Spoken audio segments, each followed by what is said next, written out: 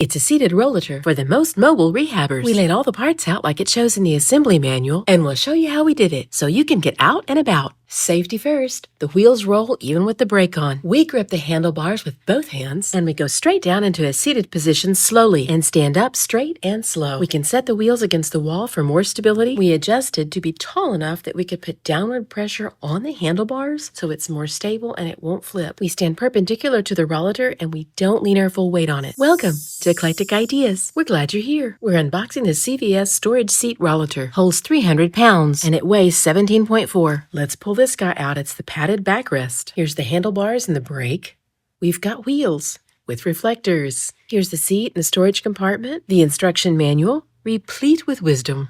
And we're going to open to this page and lay everything out so we can see it just like it is in the manual. We've got the padded backrest, the handlebars, the wheels, the seat, everything. Et voila, our masterpiece. And the first item up for assembly is the storage seat. It accordion folds out for assembly, and it folds up to fit in your car, too. We've locked it open. We had already taken these end caps out, so just go ahead and remove them if you haven't. They do need to come out. And there's one down here on the bottom leg. We pull that out also. That padded bar is going to be our backrest, which faces the front of our rollator. Step 2 tells us to attach these curved front wheels.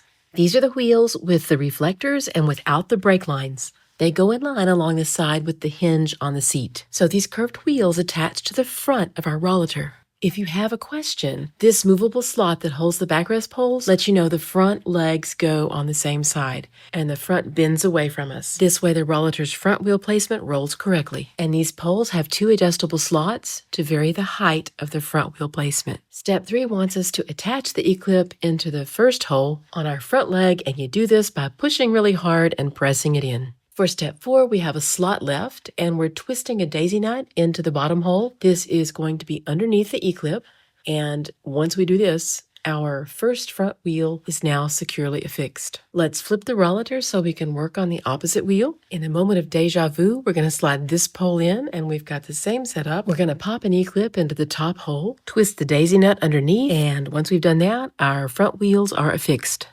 Now let's slide on the rear wheels. For orientation, this is the right rear wheel with the brake line. And with the rollator at this angle, the wheels just slide in. Notice over here, the brakes are on the outside of the rollator frame, and the second rear wheel slides right into the seating unit's pole. We put the legs in, and now we want to make sure that the 2 holes match so that we can pop our E-clip into this top bracket. And our daisy wheel screw right underneath the E-clip, and this is what it looks like when it's done. Let's assemble some handlebars. Remove this protective cap. I'm going to move this brake line to the left a bit so it's out of the way. This looks like I'm filling gas, doesn't it? I mean, kinda. It's gonna fuel our mobility, right? The row of slots or notches along this pipe make it height adjustable. And this screw comes apart and has a washer right here. Let's unscrew this washer, and it's gonna act like a cushion and seat into the pole for a tighter grip. And see that washer there is just gonna line up against that pole, come out the other side, and twist it on tight and snug. Now that it's installed, this is the palm rest for your right hand here on the left. And you can't, it's not comfortable this way. We thought we followed the instructions. To trick us, there is an L and an R written on each handlebar, which we naively assumed meant left and right, respectively. Oh, yay. I have an idea. Let's just undo what we did and move this gas pump over to the right-hand side so that that palm rest is under the hand for a great grip. Our right handlebar with the L on it is now in the holster. And that daisy wheel screw with the washer is just going to come out, and we're going to put it through again just like we did on the other side. Get it to the alignment you want it, figure out which slot is your height, and put this guy in, and then we're going to clamp it down on this side. We're going to tighten down that daisy wheel nut, and the washer is going to hold it on the other side tightly so it doesn't scratch your metal. And there she is. Her wheels are on, her handlebars are in place, her seat is in position, and you grip these handlebars, and there's a pad for each palm. I don't find that super comfortable. Even after tightening them with our hand as tightly as we can, the handlebars do still have a lot of play in them. But you're not really supposed to bear down on this like you would an actual walker, so I don't think it's a problem. I would recommend continuing to tighten the daisy wheel just with your hand and not with a wrench or any kind of plier. If you feel like it still needs tightening, get your little wrench, maybe a narrow one, and just very carefully ratchet here to avoid scratching the metal. And we're rolling on to getting our braking cable clamped out of the way neatly and safely. We're missing a backrest, and here it is. Push this button and depress that little notch, and then it will clip right into the Rollator seat. And the padded backrest moves up and down, and it's very, very soft.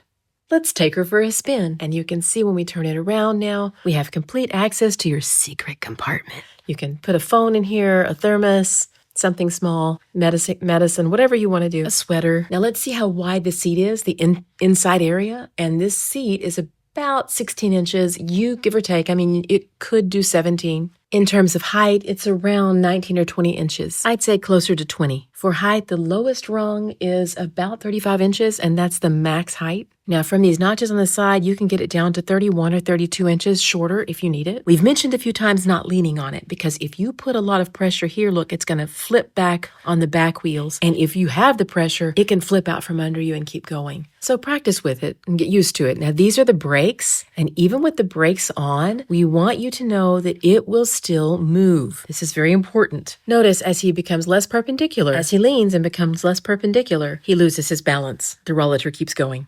Now, let's use our brakes. We're going to press those on so that they're fully locked and engaged. And look, it still rolls.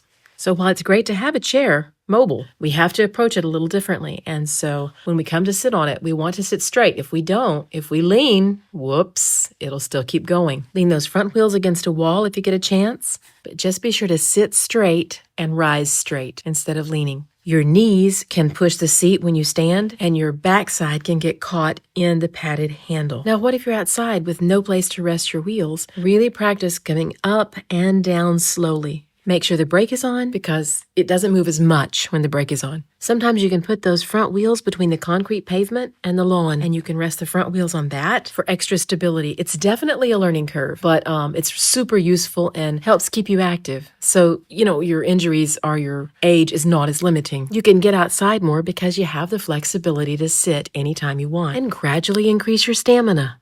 Make the grocery store less of a challenge. Rest in between as you need. And it gets you more exercise than a Mark cartwheel, right? My granny was able to go to SeaWorld with this because she could just rest. And when she wanted to walk, she could stand up and sit her purse on it. And then we had all our sunscreen and all our notions in there. But that added security of knowing she could sit down at any time gave her the peace of mind and confidence to say, let's just go. And speaking of sitting down, again, he did not stay perpendicular. He led with his knees. His knees hit the seat, and the whole thing will go. And now he's going to sit here and watch what happens to the padded backrest. It's going to catch on his backside. Now, in some cases, some of us have a backside that could trip us. See, here he's leaning kind of like you might in a chair, trying to push himself up. Don't do that here. Even pulling his handlebars forward. Align yourself, steady yourself, and stand and sit in a straight fashion. This Rollator holds 300 pounds, and it folds up to go in a car and weighs 17 pounds if you're toting it. Thanks for watching Eclectic Ideas. We wish you great health.